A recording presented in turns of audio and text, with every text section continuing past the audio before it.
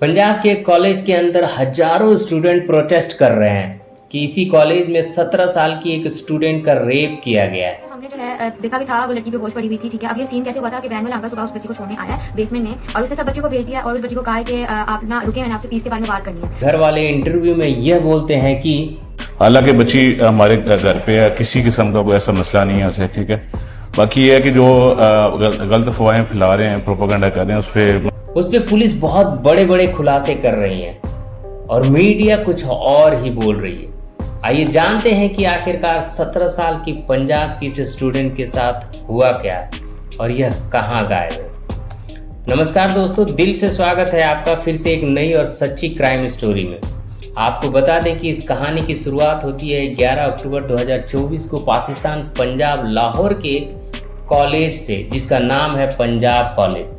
और इसी कॉलेज के अंदर ऐसा घिनौना काम हुआ है कि पूरी कंट्री पागल हो चुकी है, क्योंकि किसी को भी सच पता ही नहीं चल रहा है कि उस बच्ची के साथ हुआ क्या है। 11 तारीख को रोजाना की तरह यह लड़की कॉलेज खत्म होते ही वॉक करती हुई अपने घर की ओर रवाना हो रही थी और इसका घर कॉलेज से कुछ ही दूरी पर था। जैसे ही वो कॉलेज से बाहर निकलने वाली थी तो पीछे से एक गार्ड आता है और उसका नाम लेकर उसे पुकारता है।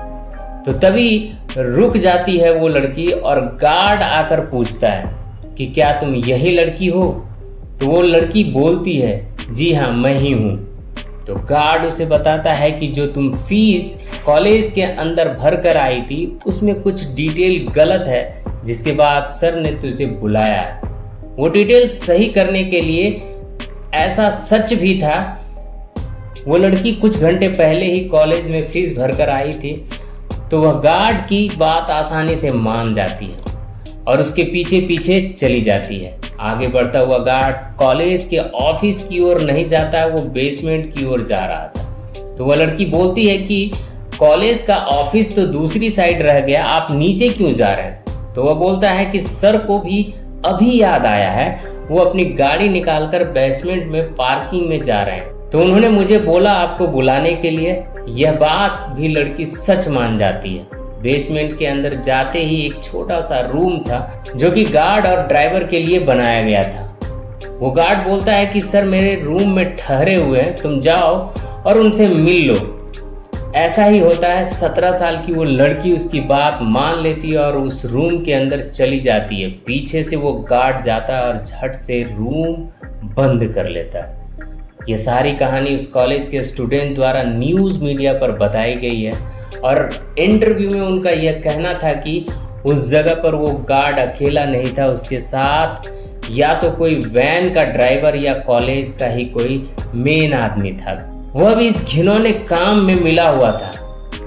अब लड़की को समझ आ चुकी थी कि वह इस चंगुल में ट्रैप हो चुकी है और सिक्योरिटी गार्ड उसके साथ यह घिनौना काम करना शुरू कर देता। बाहर बहुत सारे बच्चे अपने घर की ओर जा चुके थे, लेकिन एक टीचर वहीं पार्किंग के आसपास जा रही थी। वह भी आवाज सुनती है जो खुद घबरा जाती है और किसी को इस चीज के बारे में नहीं बताती है। रेप होने के बाद कॉलेज कमेटी द्वारा उसके पेरेंट्स को बुलाया जाता है और लड़की को जल्द ही एम्बुलेंस में डालकर एक हॉस्पिटल में दाखिल करवा दिया जाता है। यह कहानी ऐसे ही बिना किसी की नज़र में आए थम जाती अगर 3 इंस्टाग्राम पेज पर यह स्टोरी न डालते। उन स्टोरी में स्टूडेंट की आवाज़ उठाई गई थी कि इस कॉलेज के अंदर यह घिनौना काम हुआ है।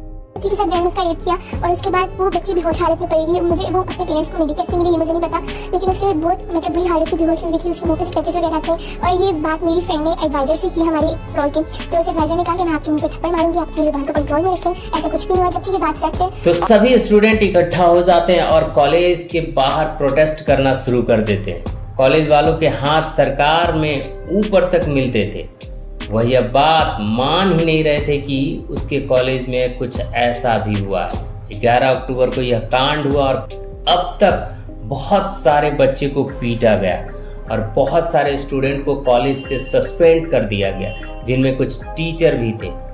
जिनको आवाज उठाने के बाद कॉलेज वालों ने निकाल दिया। और 15 अक्टूबर की शाम को पाकिस्तान के एक बहुत बड़े न्यूज चैनल पर उस बच्ची के पेरेंट्स आते हैं और इंटरव्यू करके बताते हैं कि हमारी बेटी के साथ ऐसा कुछ भी नहीं हुआ है। पानी के ऊपर फिसलने की वजह से उसकी बैकबोन में चोट आई है, जिसके बाद उसे हॉस्पिटल में एडमिट करवाया गया। हमारी बच्ची का नाम लिया जा रहा है इसमें। तो इसमें यह है कि इसमें कोई ऐसी चीज़ नहीं है कि हमारी बच्ची घर पे एक इंसिडेंट हुआ है कि पाँव स्लिप होने की वजह से वो गिरी है, तो उनको बैकबोन पे चोट लगी है, जिसकी वजह से वो आईसीयू में गई हैं। लेकिन मेडिकल रिपोर्ट्स वगैरह सारी चीज़ें हमें इनको बाद में हॉस्पिटल से खबर बाहर आई जिसमें बताया गया कि पूरे 7 दिनों से यह लड़की सीरियस कंडीशन में है और हॉस्पिटल के आईसीयू में इसे रखा गया है। और अब तक बहुत सारे स्टूडेंट और लोगों को पता चल चुका था कि वाकई में लोगों को मूर्ख बनाया जा रहा है और इस बात को किसी न किसी तरह से दबाने की कोशिश की जा रही है। जिसके बाद मिनिस्ट्री का ही एक आदमी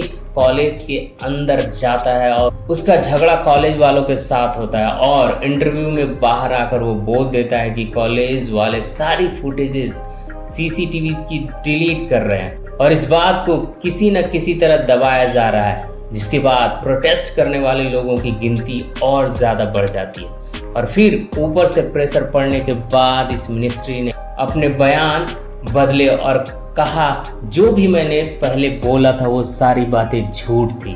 क्या दोस्तों आपको सुनकर यह नहीं लग रहा है कि किसी न किसी तरह से कॉलेज और गवर्नमेंट मिलकर इस सारे केस को और इस केस से जुड़े एक एक आदमी को बचाया जा रहा है?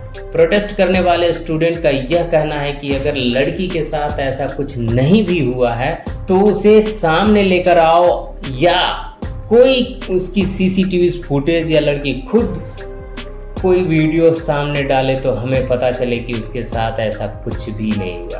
और पिछले 10 दिन से मैं ये सारे इंटरव्यूज पॉडकास्ट देख रहा हूँ, जिसके बाद मुझे भी ऐसा लग रहा है कि सचमुच में ही उस लड़की के साथ यह घिनौना काम हुआ है। और मुझे तो यह भी लग रहा है कि ऐसी कोई भी वीडियो उस लड़की की बाहर नहीं आएगी, क्योंकि बड़े बड़े लोग इस कांड के अंदर शामिल हो चुके हैं। उस गार्ड को तो पुलिस द्वारा पकड़ लिया गया, लेकिन दूसरा आदमी अभी भी गायब है और पुलिस उसके पीछे लगी हुई है। अब दोस्तों आपको क्या लगता है कि उस लड़की के साथ सचमुच ही यह घिनौना काम हुआ या यह न्यूज़ फेक है? कमेंट करके जरूर बताइएगा। इस घटना को आप तक लाने का उद्देश्य किसी का दिल दुखाना, परेशान करना नहीं, बल्कि आपको जागरूक और सचेत करना है। तो इसी के साथ हम आपसे विदा लेते हैं, फिर मिलते हैं एक नए एपिसोड में एक और सच्ची घटना के साथ। तब तक के लिए सावधान और सुरक्षित रहें, साथ ही अपने फैमिली का भी ख्याल रखें। यह वीडियो देखने के लिए बहुत बहुत धन्यवाद। जय हिंद।